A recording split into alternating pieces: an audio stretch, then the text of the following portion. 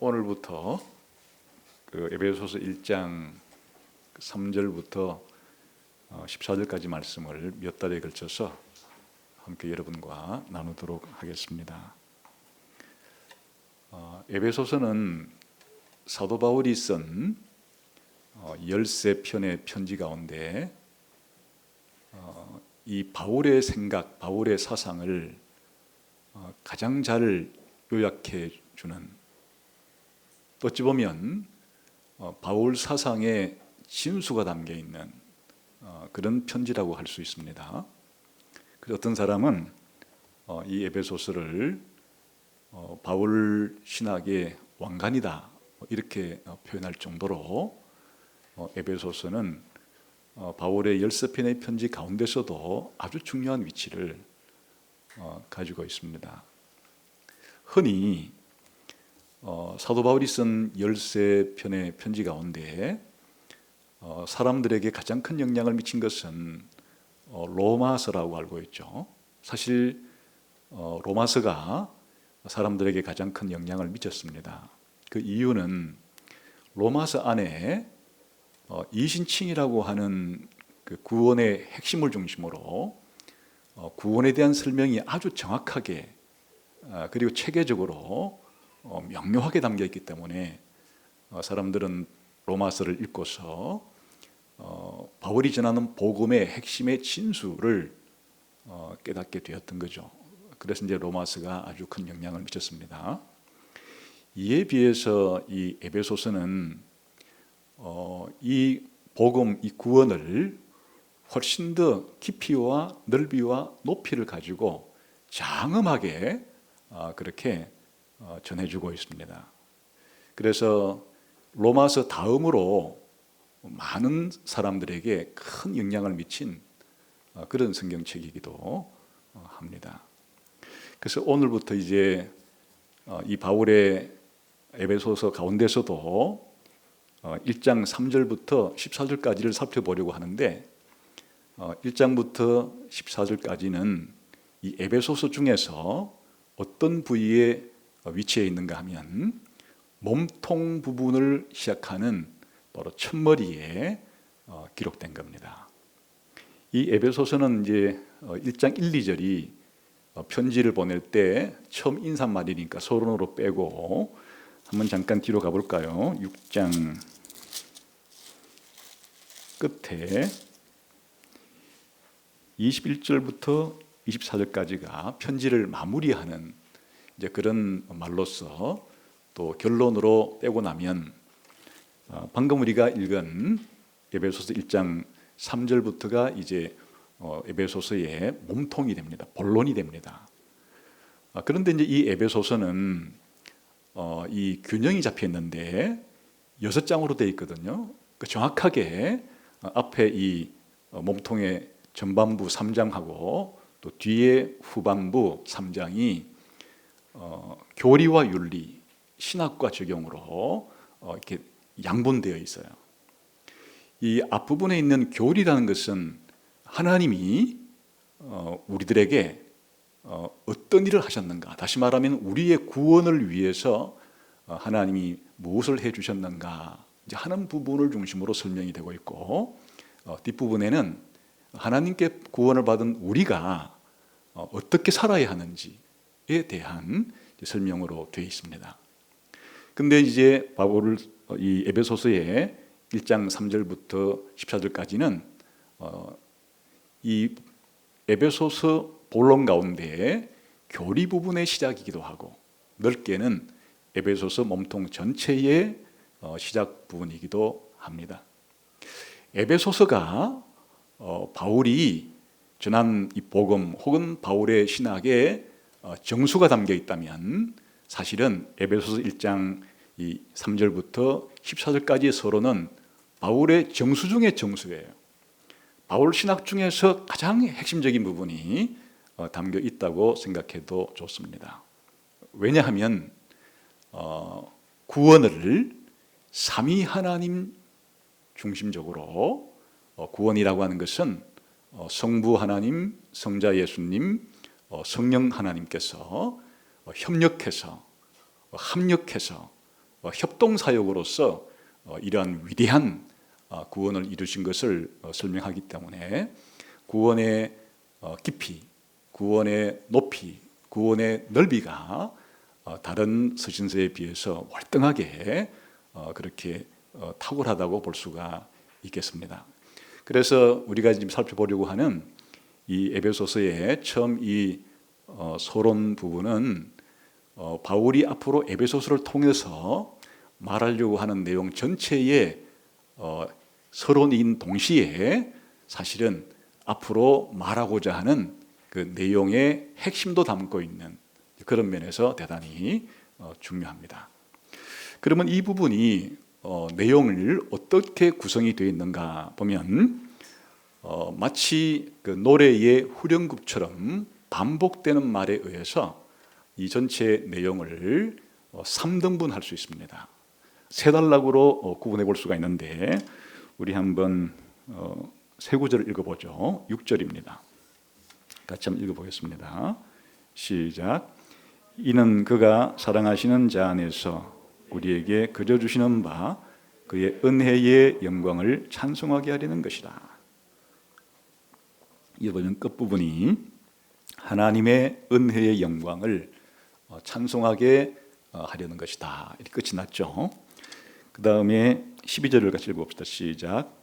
이는 우리가 그리스도 안에서 전부터 바라던 그의 영광의 찬송이 되게 하려 하십니다. 같은 말로 끝이 나죠. 하나님의 영광을 찬송하게 하려 한다. 이렇게 끝이 나죠. 그 다음 마지막 14절도 읽어봅시다. 시작. 이는 우리 기업의 보정이 되사 그 얻으신 것을 속량하시고 그의 영광을 찬송하게 하려 하십니다. 역시 하나님의 영광을 찬송하게 하려 한다. 이렇게 끝이 났죠. 그래서 이 부분을 3절부터 6절까지는 성부 하나님께서 우리의 구원을 위해서 어떤 일을 하셨는가 하는 성부 하나님의 구원 사역 이렇게 이름을 할 수 있습니다. 그리고 7절부터 12절까지는 성자 예수님께서 우리의 구원을 위해서 무슨 일을 하셨는가? 성자 예수님의 구원 사역 이렇게 이름할 수 있습니다. 그리고 이제 마지막 13절에서 14절은 성령 하나님께서 우리의 구원을 위해서 무슨 일을 하시는가? 그리고 이런 달리 말하면 성령 하나님의 구원 사역이라 이렇게 이름할 수 있습니다. 그래서 이 구원을 설명할 때 성부, 성자, 성령, 삼위 하나님께서 각각 어떤 역할을 감당하심으로써 우리의 전체 구원이 이루어지는가 하는 것을 아주 장엄하게 설명하는 그런 부분이라고 할 수 있어요. 사실은 이 부분이 헬라어 원문에서는 한 문장으로 되어 있습니다. 이게 긴 그냥 한 문장이에요. 원래 문장이라는 것은 끝에 마침표가 찍혀야 한 문장인데 어떻게 문장을 이렇게 길게 쓸 수가 있을까? 요즘에는 단문이 인기죠. 그러니까 말을 하더라도 간결하게 간결체로 빨리빨리 문장을 좀 찍으면서 그렇게 간결하게 전달해야 사람들도 좋아하고 또 의사 전달이 잘 되는데 바울은 이렇게 긴 단락을 긴 호흡을 가지고 한 문장으로서 이것을 그렇게 표현하고 있다. 왜 그런가를 이유를 보면 사실은 이 에베소서에서는 이런 문장의 호흡이 좀 길어요. 이것만 그런 게 아니고 그 다음에 나오는 15절부터 23절까지도 한 문장이에요.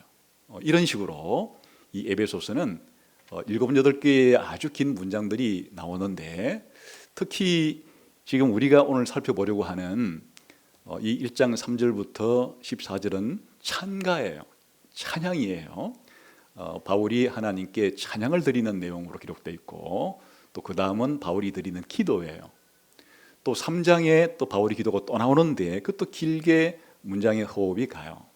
이게 이제 어떤 심리적인 상태를 반영해 주는가 하면 우리가 간결하게 말해야 될 때가 있고 또 길게 묘사할 때가 있는데 단편 소설이라든지 에세이 같은 것들은 분량이 짧으니까 그런 글을 쓸 때 만연체식으로 문장을 길게 늘리게 되면 성격에 어울리지가 않죠. 아주 간결하게 그렇게 표현함으로써 전달하고자 하는 내용도 좀 심플하게 단순하게 그렇게 이제 전달하지만은 10권짜리 20권짜리 대하 장편 소설 같은 것을 쓸 때에 인물을 묘사한다든지 장면을 묘사한다든지 상황을 묘사할 때 되게 유려한 그러한 소설가들은 긴 호흡을 가지고 어떤 사건을 묘사할 때 그렇게 묘사하게 되면 그 사건의 중요성에 대해서 하고 싶은 말이 너무 넘쳐나기 때문에 그 흐름을 끊지 않고 이어서 말하고 또 말하고 또 말하는 식으로 이제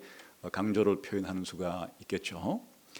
지금 사도 바울의 입장에서 이 에베소서를 쓸 때 하나님께 대한 찬양으로 시작할 때 이 사도 바울의 마음속에서 하나님에 대한 구원을 생각하자, 삼위 하나님이 이루시는 구원을 생각하자 그의 마음속에 하나님께 대한 찬양이 솟구쳐 오르는 것이에요. 마치 분수가 분출하듯이 끊임없는 물줄기로 분출해 가듯이 하나님께 대한 찬양의 마음 상태를 잘 보여주는 그런 문장의 호흡이고 흐름이라 볼 수도 있어요. 혹은 이 사도 바울이 하나님을 찬양하고 싶은 이와 같은 열정과 열망이 내려꽂히는 폭포수와 같이 끊임없이 흘러넘치는 것이에요. 그래서 이런 이 바울의 기도와 찬양의 문장 가운데 이런 그 긴 호흡의 긴 흐름의 그런 문장은 우리가 잘 이해가 사실 되는 것이에요. 우리가 말을 할 때 다른 사람에게도 중요한 말을 끊임없이 쉬지 않고 말하는 그런 느낌을 이제 줘요. 그럼 우리가 한번 이 부분의 그 내용과 주제를 살펴보면 이제 이것이 이해가 잘 될 것이에요. 우선 사도 바울은 우리가 간단하게 살펴보았듯이 이 전체의 이제 주제는 삼위 하나님께서 우리 신자들, 우리 성도들, 저와 여러분에게 베풀어 주신 구원의 그 엄청난 복을 이제 설명을 하는 것인데, 가장 먼저 이제 성부 하나님이 하신 일부터 소개를 시작하죠. 우리 한번 그 내용을 몇 가지 한번 볼까요? 4절 한번 봅시다. 시작. 곧 창세전에 그리스도 안에서 우리를 택하사, 이게 중요한 거예요. 하나님이 구원이라는 것은 선택해야 되는 거예요.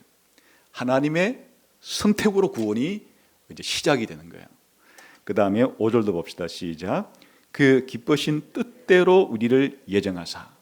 이 선택이라는 말의 또 다른 말은 예정, 미리 정하시고 미리 계획하시는 것인데 하나님의 뜻대로 정하시는 거예요. 다시 말하면 구원이라고 하는 것은 하나님의 주권적인 능력을 가지고 하나님께서 결정하고 그렇게 계획하고 미리 정하는 이런 일을 통해서 구원이란 생겨나는 것이다. 뭐 그런 것을 지금 전달해 주고자 하는 겁니다. 9절도 봅시다. 시작. 그 뜻의 비밀을 우리에게 알리신 것이요 그의 기뻐하심을 따라 그리스도 안에서 때가 찬 경륜을 위하여 예정하신 것이니. 하나님의 뜻, 하나님의 기뻐하심, 때가 찬 경륜, 예정, 이런 말은 전부 다 하나님의 계획, 하나님의 목적, 하나님의 의도, 이런 것들을 지금 전달해 주고자 하는 그런 단어들이에요. 그러니까 구원이라는 자체가 하나님의 계획이고 하나님이 목적을 가지고 한 일이고 하나님이 어떤 의도를 가지고 미리 결정하시는 이런 일을 통해서 구원이란 일어나는 것이다. 막 그런 지금 내용들을 계속 말하는 거죠. 그 다음 10절도 봅시다. 11절 시작. 모든 일을 그의 뜻의 결정대로 일하시는 이의 계획을 따라 우리가 예정을 입어 그 안에서 기업이 되었다. 그러니까 이제 이 바울이 에베소서를 쓰면서 삼위 하나님의 구원을 설명할 때 첫 번째 이제 중요한 사실은 구원이란 성부 하나님께서 영원 전부터 가지고 계신 어떤 계획이 있고 목적이 있다는 거예요. 구원은 여기서부터 출발하는 거예요. 우리가 예수님을 믿었는데 믿을 때부터 내 구원이 시작되는 것이 아니고, 구원이란 하나님이 가지고 계시는 영원한 계획과 영원한 목적과 주권적인 그런 계획과 목적을 가지고 하나님이 미리 계획하고 미리 설계하고 미리 의도하고 미리 결정하고 하시는 이와 같은 하나님의 마스터 플랜이 있다는 거예요. 하나님의 완전한 이와 같은 계획 속에서 저와 여러분, 그리고 이 세상을 하나님께서 구원해 가시는 그런 구원의 사역을 하고 계신다. 이런 것을 지금 사도 바울이 깨닫고 계시를 받고 이렇게 지금 하나님 앞에 찬양하고 있는 겁니다. 그 다음에 8절 9절을 해봅시다. 이는 그가 모든 지혜와 총명을 우리에게 넘치게 하사 그 뜻의 비밀을 우리에게 알리신 것이요. 이렇게 구원이라는 것은 하나님께서 영원 전부터 마스터 플랜을 가지고 영원한 계획을 세우고 목적을 가졌는데 그건 아무도 모른다. 어떻게 하나님이 세우신 그런 계획과 목적을 알 수 있겠는가? 아무도 알 수가 없어. 그게 아니고 성부 하나님께서 영원 전부터 세우신 이 놀라운 하나님의 구원 계획을 하나님께서는 알리신 거예요. 우리들에게 알려주셨기 때문에, 알려주기 전에는 비밀이지만은 이제 그 비밀은 비밀이 아니고 알려주셨기 때문에 계시가 되는 거예요. 그래서 사도 바울도 이 엄청난 삼위 하나님의 구원을 알게 된 거고 전하게 된 거고, 우리도 하나님께서 구원 계획을 가지고 우리를 구원하신다는 사실을 알게 된 거예요. 이렇게 하나님 아버지의 구원 사역은 자신이 세운 계획을 이렇게 알려주시고 계시해 주시는 것을 통해서 진행이 되고 있다 하는 것을 보여주고 있죠. 그 다음에 6절을 한번 봅시다. 시작. 이는 그가 사랑하시는 자 안에서 우리에게 거저 주시는 바 그의 은혜의 영광을 찬송하게 하는 것이다. 거저 주시는 무조건적이고 선물로 주어지는 그런 은혜로 구원이 일어난다는 뜻이에요. 그 다음 7절도 시작. 우리는 그리스도 안에서 그의 은혜의 풍성함을 따라. 그러니까 구원이라는 것이 흔히 다른 종교에서 말하든 또 일반적으로 기독교인 가운데서도 잘못 알고 있듯이 우리가 착하게 살면 돼. 그냥 남들보다 착하게 살면은 구원받을 수 있을 거야 라고 하는 이런 성격의 문제가 아니라는 거예요. 구원은 하나님께서 전적으로 선물로 주셔야만 받을 수 있는 은혜의 영광, 은혜의 풍성함을 따라서 일어나는 것이 구원이지, 우리의 선한 행실과 노력과 열심과 열정과 이런 것으로 발생하는 것이 아니라 그 뜻이에요. 구원은 전적인 하나님의 은혜라, 오직 하나님의 은혜라 라고 말할 수밖에 없는 하나님의 선물로 주어지는 것이 구원이다. 이렇게 성부 하나님께서 구원에 관여하실 때 하나님의 이 구원 계획을 중심으로 이렇게 설명을 하고 있죠. 그럼 더 나아가서 성자 예수님께서 구원 사역에 관여하시는 부분은 어떤 부분인가 하는 거예요.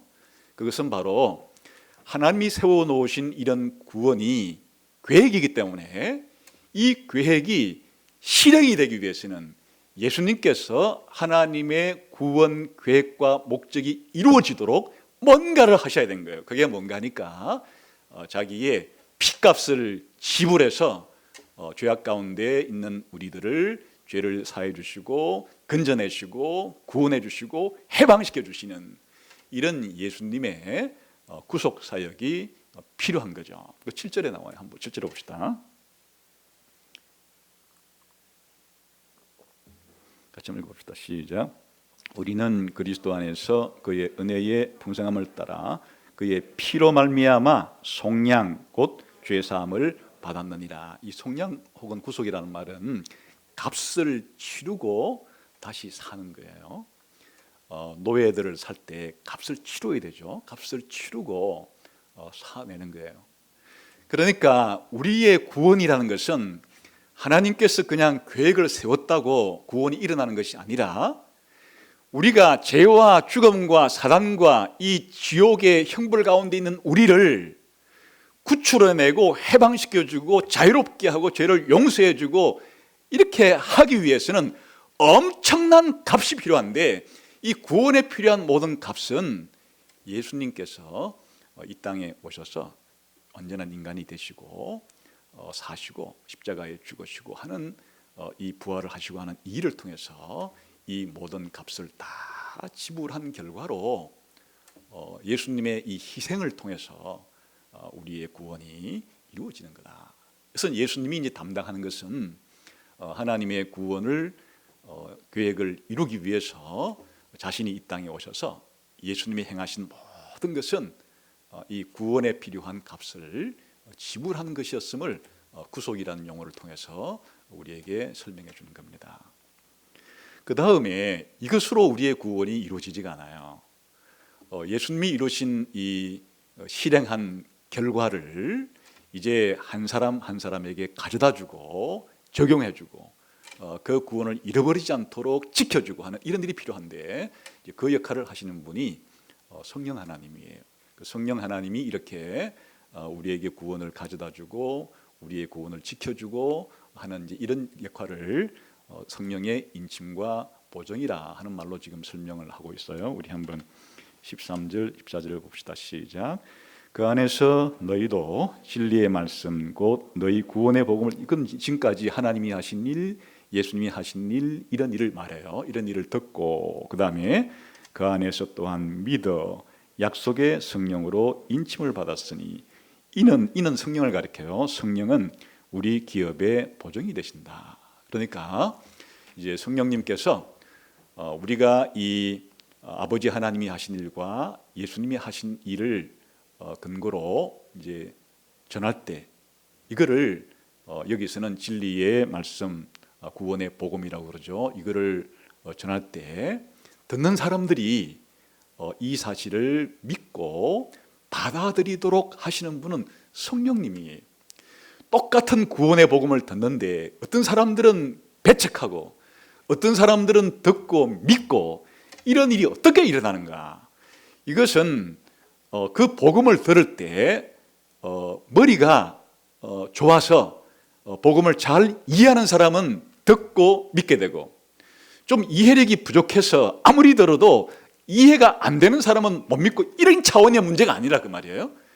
우리가 이 구원의 복음을 듣고 믿어서 하나님의 사람으로 인침받고 구원받은 사람으로서 확보가 되면서 하나님께 보호를 받고 하는 이런 일은 바로 성령님께서 이렇게 사람들이 복음을 들을 때 듣고서 믿게 하시고 또 그를 인쳐서 하나님의 것으로 만들어주고 영원토록 천국에 갈 수 있을 때까지 보정이 되셔서 보호해주고 하는 이런 일을 하시는 것이다. 이제 앞으로 이런 것들을 상세히 보겠지만, 아무튼 이렇게 우리가 죄를 용서받고 지옥 들어가지 않고 영생을 얻고 천국에 들어가서 영원토록 살게 되는 것은 아버지 하나님이 하신 일과 예수님이 하신 일과 성령님이 하신 일 모두가 필요한데, 이 모두는 바로 삼위 하나님의 아름다운 조화와 일치와 연합 속에서 우리들을 위해서 행하신 일 때문에 위대한 구원이 우리 가운데 생겨나는 것이다 라는 사실을 사도 바울은 분명하게 깨닫고 이 사실을 하나님 앞에 찬양으로서 다시 아뢰고, 또한 이 편지를 받는 사람들로 하여금 깨닫게 해서 구원이라는 것이 얼마나 영광스럽고 놀랍고 위대한 것인지를 알게 하려고 하는 그런 목적으로 구원은 삼위 하나님의 이런 특별한 사역이다 하는 것을 지금 말해주고 있죠. 뿐만 아니라 이 에베소서 서론의 본론에 있는 서론이죠. 본론의 서론에 나오는 구원에 대한 놀라운 소식은, 이 구원이라는 것이 시간적으로 영원에서 영원까지 걸쳐 있는 문제예요. 우리는 구원이라는 것을 생각할 때 지극히 자기중심적으로 생각을 하기 때문에 항상 구원을 생각하면 내가 언제 예수님을 처음 믿게 되어서 이렇게 구원에 대한 이 시간 그 개념 자체가 지극히 자기중심적이고 자기가 예수님을 믿은 시점에 그렇게 의미를 두는 그런 일이 있는데, 사도 바울을 보세요. 우리가 구원을 생각할 때 구원은 창세 전부터 일어난 일이에요.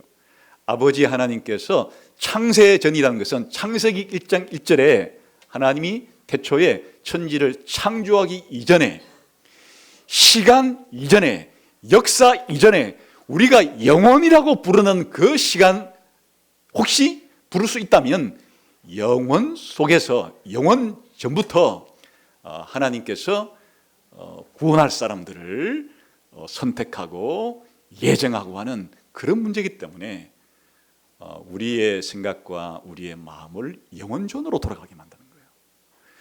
이것이 우리가 구원을 생각하는 바른 그 시각이에요. 그러나 이뿐 아니라 구원의 이 시간표는 스펙트럼상 영원 전부터 앞으로 영원 후를 바라보고 있어요. 그게 이제 9절 10절에 나오는 말인데, 다시 읽어보시죠. 시작.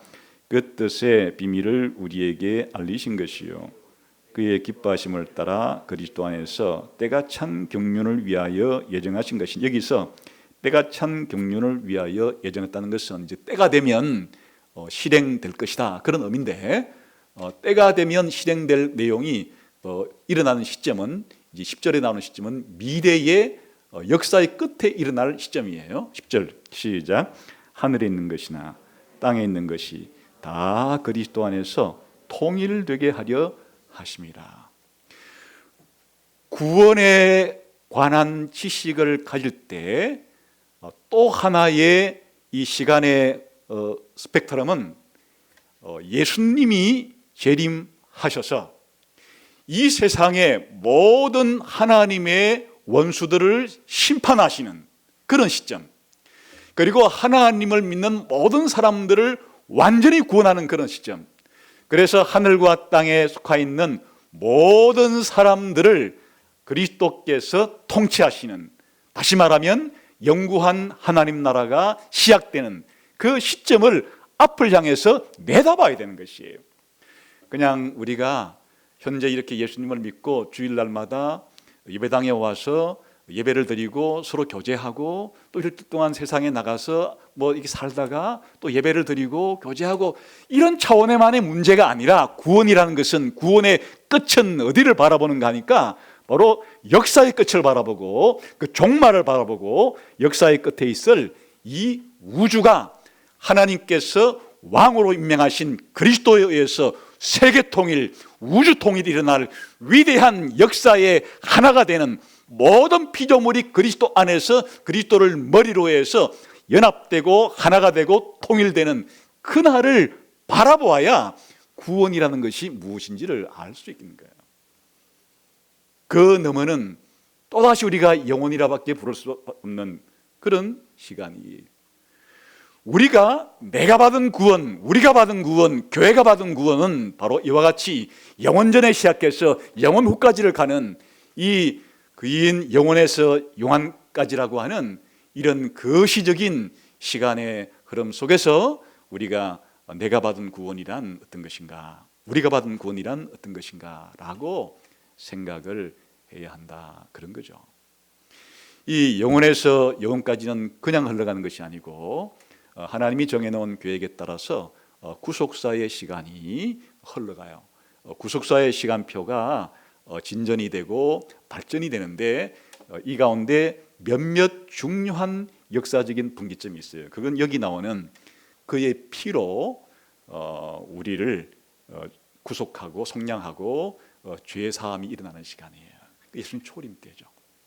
예수님의 초림 때 성자 하나님께서 완전한 인간이 되어서 이 땅에 온 것은 바로 예수님의 삶과 죽음을 통해서 구원에 필요한 모든 대가를 하나님께 지불해야 되기 때문에 예수님의 이 땅에 오심이 역사의 중심이 되고 역사의 분기점이 되는 거예요. 그의 피로 구속 속량과 죄사함이 발생하는 예수님의 초림의 시간, 이것은 여기에 기록이 되어 있지는 않지만 이제 연장선상에서 2장에 가게 되면, 아니 1장 끝에 가게 되면 예수님께서 죽은 자 가운데서 부활하시고 성천하시고 하나님 보좌 우편에 앉으시는 사건까지를 포함해서 바로 예수님의 초림을 통한 역사의 중요한 분기점이 형성이 돼요.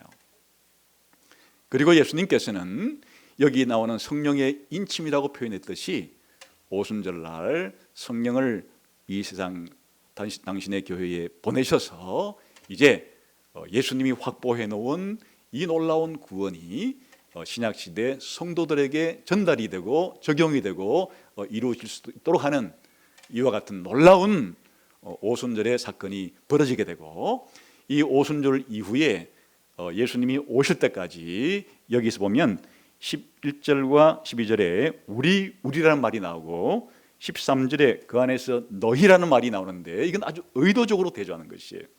지금 우리라고 표현한 것은 이 당시에 사도 바울과 같은 유대인으로서 하나님 백성이 된 사람들을 가리키고, 너희는 이 에베소서에 있는 많은 기독교인들처럼 이방인이었다가 기독교인이 되고 하나님 백성이 된 사람들이, 하나님께서는 바로 성령의 인침이라고 하는, 성령의 보정이라고 하는 이런 사건을 통해서 교회를 유대인 가운데서도 이방인 가운데서도 지금까지는 철천지 원수처럼 서로 분열되어 있고 찢어져 있고 이렇게 다투고 적개심으로 가득 다 있는 이와 같은 두 인류의 적대 그룹을 이제 하나로 만드셔서 새롭게 하나님 백성으로 만드시고 교회로 만드시고 이들을 구속의 날까지, 예수님 다시 오시는 날까지 이 땅 가운데서 성장시켜 가시는 이런 과정이 그 안에 들어있는 거예요. 그러니까 우리가 구원을 생각할 때는 이와 같은 구원의 역사, 구속의 역사, 구속의 스펙트럼을 이해해야만 구원이 무엇인지를 우리가 제대로 알게 된 거예요. 그냥 오늘 21세기에 대한민국에 사는 예수가족교회 성도로서의 나, 이 정도가 아니라 바로 구원은 영원전부터 하나님의 계획과, 그리고 하나님께서 구약시대에 아브람, 그리고 노아, 아브라함, 모세, 다윗, 수많은 선지자, 그리고 결정적으로 예수님의 초림, 성령의 오심, 이 유대인과 이방인으로부터 구성된 하나님의 교회가 주님 오실 때까지 계속해서 성장을 해가고, 그리고 마지막 날 하늘과 땅이 그리스도를 머리로 해서 통일되는 그리스도의 재림의 날, 종말의 날을 거쳐서 영원까지로 흘러들어가는 이 놀라운 구원의 시간표를 아주 개략적이긴 하지만은 에베소서 이 1장 3절에서 18절까지 사도 바울은 지금 이야기를 해주고 있는 거죠. 세 번째로 바울은 이 하나님의 구원을 생각할 때 공간적으로 아주 우주적인 구원이라는 사실을 그렇게 말해주고 있어요. 우리 한번 3절을 봅시다. 같이 읽어볼 시작. 찬송하리로다. 하나님 곧 우리 주 예수 그리스도의 아버지께서 그리스도 안에서 하늘에 속한 모든 신령한 복을 우리에게 주었다. 여기 이제 모든 신령한 복이라는 게 다른 말로 말하면 구원인데, 이 구원이 어디에 속해 있는 것인가 하면 하늘에 속해 있다. 땅에 속해 있는 것이 아니고 하늘에 속해 있다. 눈에 보이는 이런 가시적인 물질적인 이런 차원을 훨씬 넘어서는 초월적이고 초자연적인 영역에 속해 있는 그런 구원, 이런 구원의 결정판은 10절이에요. 다시 읽어서 시작. 하늘에 있는 것이나 땅에 있는 것이 다 그리스도 안에서 통일되게 하려 하십니다. 여기 하늘에 있는 것이라는 것은 이 땅을 초월해 있는 이곳에 계신 분들은 바로 보좌에 앉아 계신 성부 하나님과, 그리고 보좌 우편에 있는 예수님, 그리고 성령님, 그리고 천사들, 심지어는 이 하늘에 있는 악령들도 있어서 우리가 눈에는 보이지 않지만은 타락한 천사들이 활동하고 있는 이런 영역들을 포함하는 게 지금 하늘에 있는 그런 뜻이고, 이 땅이라고 하는 것은 아까 유대인과 이방인 같이 모든 민족과 나라들로 구성된 온갖 종류와 온갖 부류의 사람들이 살아가고 있는 그런 영역을 가리키는 것이에요.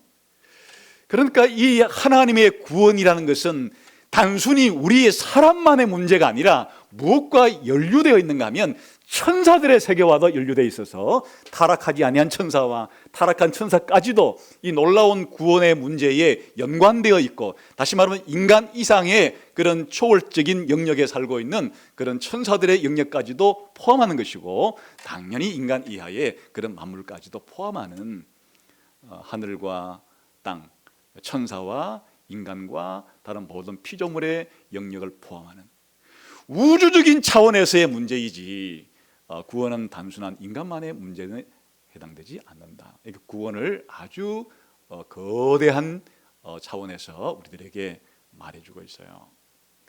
그러니까 지금 사도 바울이 하나님의 계시를 통해서 이해하고 있고, 또 받아들여서 믿고 있고, 또 전하고 있는 구원이 얼마나 영광스럽고 놀랍고 기이하고 신비로운지를 우리가 알 수 있죠. 이 삼위 하나님의 사역을 통해서 일어나는 것이 구원이고, 구원은 영원에서 영원까지 일어나는 것이고, 그리고 이 구원이라는 것은 하늘의 영역과 땅의 영역 전체를 포괄하는 그런 범위 속에 있는 것이 바로 구원이다. 그러나 이제 이 에베소서에서 특별히 하늘과 땅의 통일 가운데서도 주된 중심점은 어디 있는가 하니까 이 교회에 있어요. 이 교회가 유대인들과 이방인들 가운데서 예수 믿는 사람들이 통일이 되고 하나가 되고 연합이 되는 것은 장차 하늘에 있는 것들과 땅에 있는 것들이 통합될 것의 선구고 선치예요. 바로 교회야말로 하나님이 우주를 통일하시는 일의 출발점이 되는 일이고, 가장 핵심이 되는 일이고, 하나님의 구원 사역의 최고로 결정적인 걸작품이 되는 것이 바로 교회예요. 그러니까 이 교회라는 존재가 하나님의 구원 계획과 구원 실행 속에서 얼마나 이 우주 가운데 놀랍고 위대한 그런 본질을 가지고 있는 존재인지에 대해 알아야 구원의 신비도 제대로 알 수가 있는 거죠. 그래서 이 에베소서에서는 그 성경이 기록된 이후에 이제 교회 안에서 교회의 본질이 뭐냐 이런 논의들이 많이 있었는데, 여러 교회 회의를 통해서 최종적으로 가장 잘 정리한 게 교회는 하나요, 교회는 거룩한 것이고, 교회는 보편적인 것이고, 교회는 사도적인 것이다. 이렇게 교회가 하나이고 거룩하고 보편적이고 사도성을 가지고 있는, 이게 겨우 이 초대교회의 몇백 년 동안에 우리 모든 기독교 신자들이 합의를 본 건데, 바로 이 에베소서에 이 전부가 나와 있는 거예요. 교회가 하나이고, 교회가 거룩하고, 교회가 보편적이고, 교회가 사도적인 것이라는 것이 에베소서에 나와 있는데, 힌트가 어디 나오는가 하면 아까 너희와 우리와 너희라는 이 구분부터 출발해서 이제 2장에 가면 유대인과 이방인 신자들이 벽을 허물고 그리스도를 통해서 하나가 되어지고, 나중에 교회가 유대인과 이방인들이 하나의 백성이고 하나의 가족이고 하나의 성전이 되고 그리스도의 몸이 되고 그리스도의 신부가 되고 하는 놀라운 그런 이제 하나됨과 거룩함과 사도성과 보편성을 설명해 주고 있어요. 그러니까 특별히 이 구원이라는 것은 교회가 얼마나 놀라운 존재인가라고 하는 이 깨달음이 있어야 구원의 의미도 바르게 알 수도 있는 거죠. 그리고 여기에 구원에 관한 중요한 단어들과 개념들이 거의 다 들어있어요. 이 3절부터 14절까지에 나오는 대략적으로 중요한 그런 말들을 봐도 그냥 복이 아니라 영적 복, 선택, 예정, 그리고 하나님의 아들이라고 하는 양자됨, 후속, 죄사함,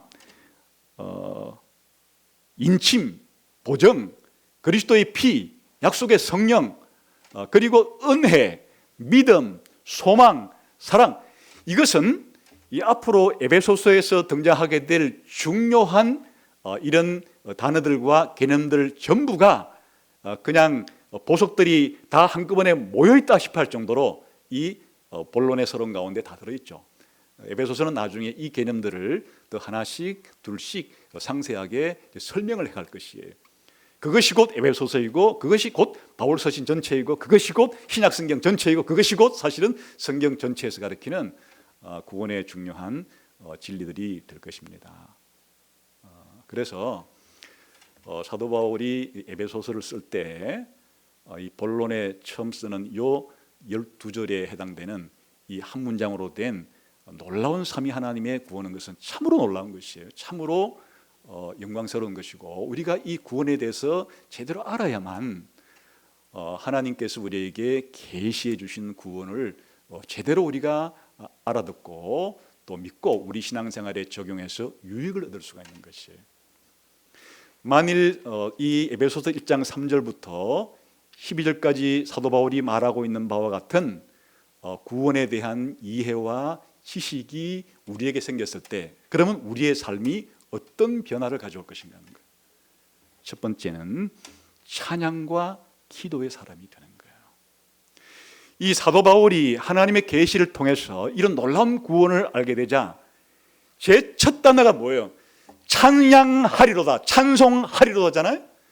다시 말하면 하나님을 이렇게 알게 되면, 삼위 하나님의 위대한 구원을 알게 되면, 이 구원이 영원부터 영원까지 걸쳐있는 엄청난 시간적인 스펙트럼을 가지고 있다는 사실을 알게 되면, 이 구원이 하늘과 땅을 포괄하고 이 구원의 핵심이 위대한 하나님의 기업인 교회의 엄청난 중요성을 가지고 있다는 사실을 알게 되면, 그리고 이 구원 속에는 이와 같이 아까 말한 은혜, 믿음, 사랑, 소망, 구속, 양자됨, 선택, 예정, 인침, 보정 등등의 이런 중요한 것들이 다 함께 포함되어 있다는 사실을 알게 될 때 사도 바울은 하나님께 찬양 드리지 아니할 수가 없고, 찬양을 드리되 그냥 외마디 소리로 한마디 하고 그칠 수가 없이 바울의 마음속에는 끊임없는 이 분수처럼 샘처럼 하나님께 대한 찬양의 그 같은 마음이, 찬양하고 싶은 욕구가, 찬양의 은혜가 쏟아져 나오고 있는 것이에요. 그뿐 아니라 곧 이어서 15절부터는 기도를 드리게 돼요. 이와 같은 놀라운 구원을 이제 자신만 알 뿐 아니라 자신이 전도에서 알게 된 이 에베소서 교인들과 더 나아가서는 소아시아 지방 사람들과 더 나아가서는 이 세상에서 예수 믿고 있는 사람들이 제발 자기가 지금 계시를 통해서 알게 된 이 엄청난 삼위 하나님의 영광스러운 구원에 대해서 알게 해주시고 깨닫게 해주시고 믿게 해주시고, 그리하여 하나님의 부르심의 소망도 알게 해주시고 하나님의 기업의 영광의 풍성도 알게 해주시고 이런 일을 행하신 하나님의 능력도 알게 해주시고, 하나님의 엄청난 이런 계시가 하나님께서 깨우쳐 주심이 이 편지를 읽고 있는 성도들의 마음속에도 깨달아져서, 달리 말하면 마음의 눈이 떠져서 이 사실을 보고 자신과 동일한 찬양을 드리고 자신과 동일한 기도를 다른 성도를 향해서 드릴 수 있도록 그렇게 사도 바울은 찬양을 하고 있는 거예요.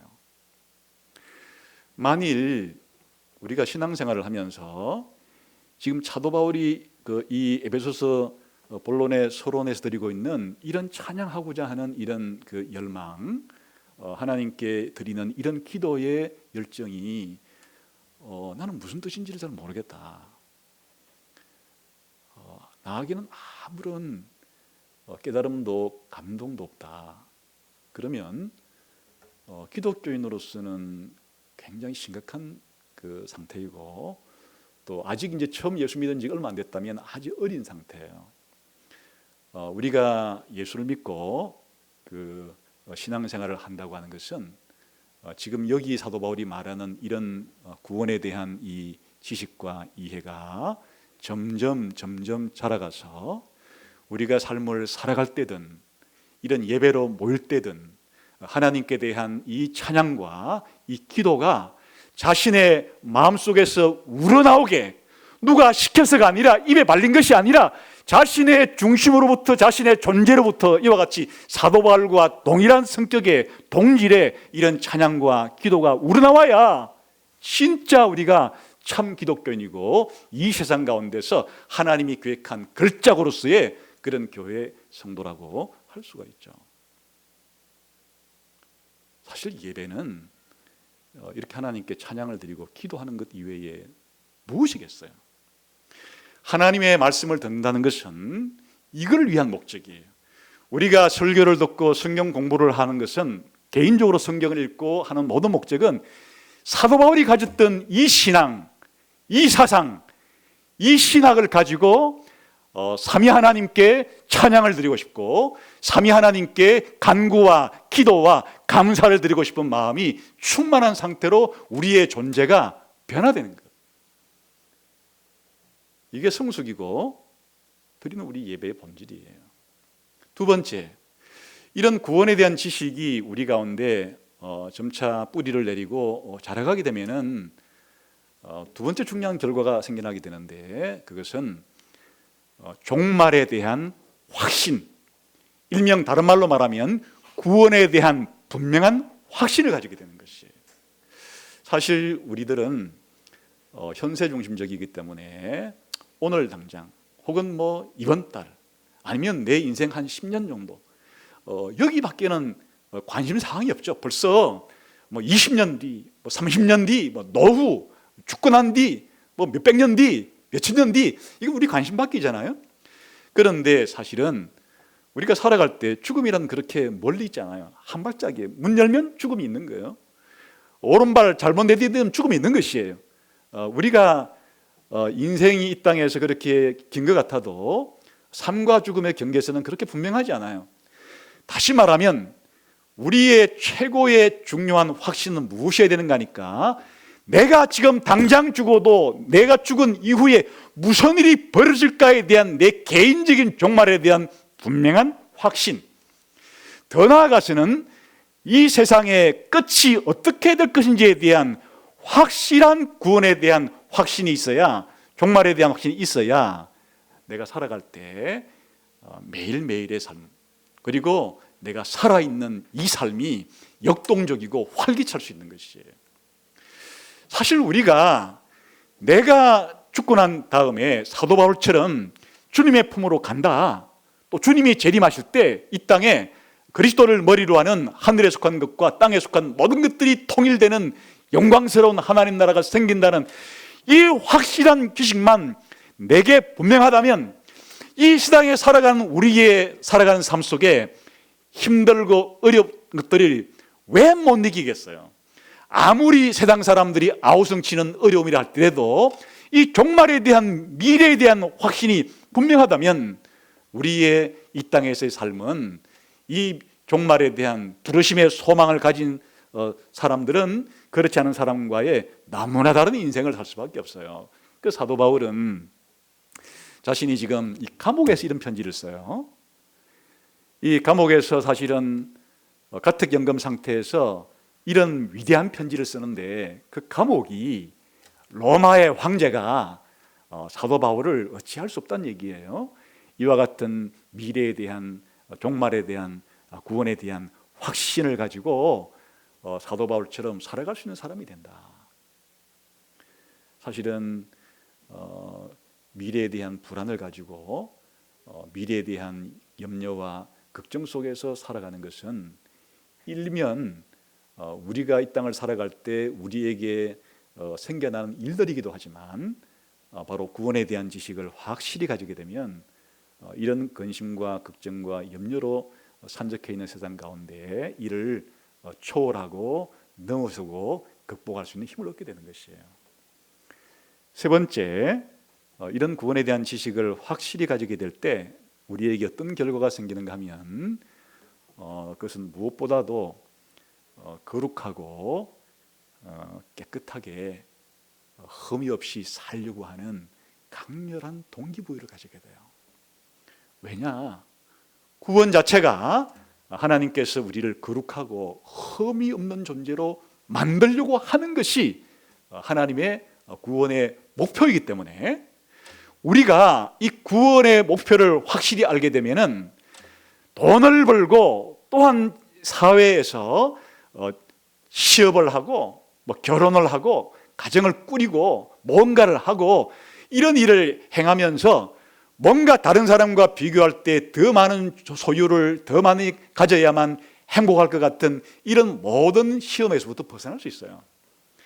내 존재 자체가 거룩해지는 것, 내 존재 자체가 흠이 없이 되는 것, 내 존재 자체가 하나님이 원하시는 수준의 그와 같은 존재로 변화되는 것에 대한 강렬한 동기부여를 받게 돼요.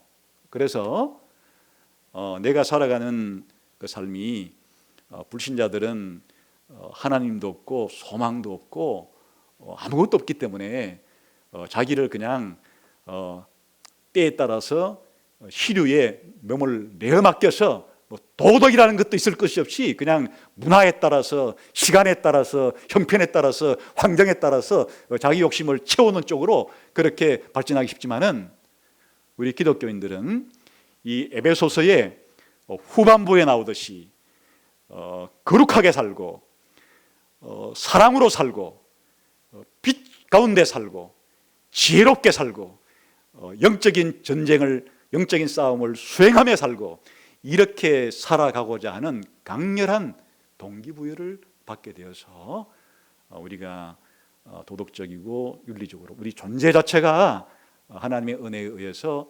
성숙해지고 변화되는 것에 대한 우선순위를 분명히 하면서 살아가는 사람이 된다. 이 과정에서 부수적으로 얻는 것은 어떤 어려움과 역경이 오든지 인내하는 힘을 가져서 주님께서 나를 완전히 구원해 주실 때까지 이 땅 가운데서 내 믿음을 끝까지 지킬 수 있는 그런 힘을 얻게 된다. 이런 결과가 우리 삶에 생겨나게 된다 하는 것이 오늘 이 본문이 우리에게 주는 중요한 적용점이라고 할 수 있습니다. 자, 저와 예수가족계 성도 여러분은 이제 한 몇 달 동안 이 에베소서 이 위대한 삼위 하나님의 구원을 우리가 생각해 가는 동안에 이런 사도 바울의 구원에 대한 신앙, 달리 말하면 구원에 대한 사상, 구원에 대한 신학이 우리 모두의 혈관 속에 피와 살이 되어야 되는 거예요. 이와 같은 바울이 가지고 있는 하나님께로부터 계시로 알게 된 이와 같은 놀라운 구원에 대한 이 지식이 우리의 신앙의 뼈대를 형성하고 우리 신학의 근육을 형성해서 우리가 이 땅을 살아갈 때 이런 사도 바울과 같은 똑같은 이런 구원 신앙을 가지고 구원 신학을 가지고 이 땅에 살아가야 되겠어요. 이것은 참으로 우리 신앙인이라고 부르는 사람들의 이 땅을 살아가는 놀라운 삶의 방식이 될 것이에요. 그냥 성경을 읽을 때 그냥 한번 깊은 내용에 대한 이해를 통해서 내 삶의 존재와 삶의 변화가 일어날 때까지 이렇게 읽지 않고 그냥 주마간산식으로 스쳐 지나가는 것은 우리의 큰 문제점일 것이에요.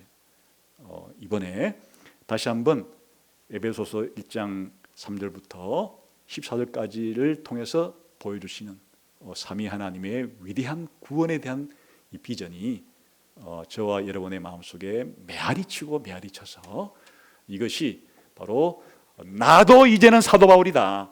나도 작은 사도 바울처럼 이와 같은 구원 신학을 가지고 하나님께 찬양하고 기도하고 종말에 대한 확신을 가지고 살아가고 거룩하고 흠이 없이 살아가려고 하고 그리고 어떤 시험이 와도 어려움이 와도 인내하면서 살아가려고 하고 그러는 가운데 나뿐 아니라 함께 신앙생활하는 우리 가족들, 우리 예수가족 교인들 그리고 내가 알고 있는 다른 우리 신앙인들이 이런 구원 신앙을 가지고 살아갈 수 있게 되기를 기도하면서 이 땅을 살아가는 여러분 되시기를 주님의 이름으로 축원합니다. 기도하겠습니다.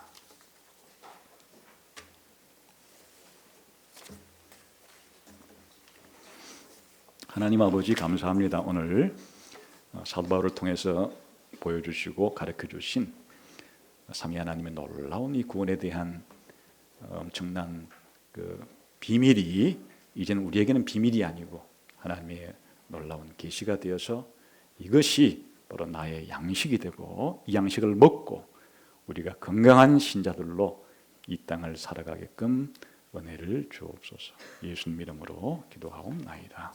아멘.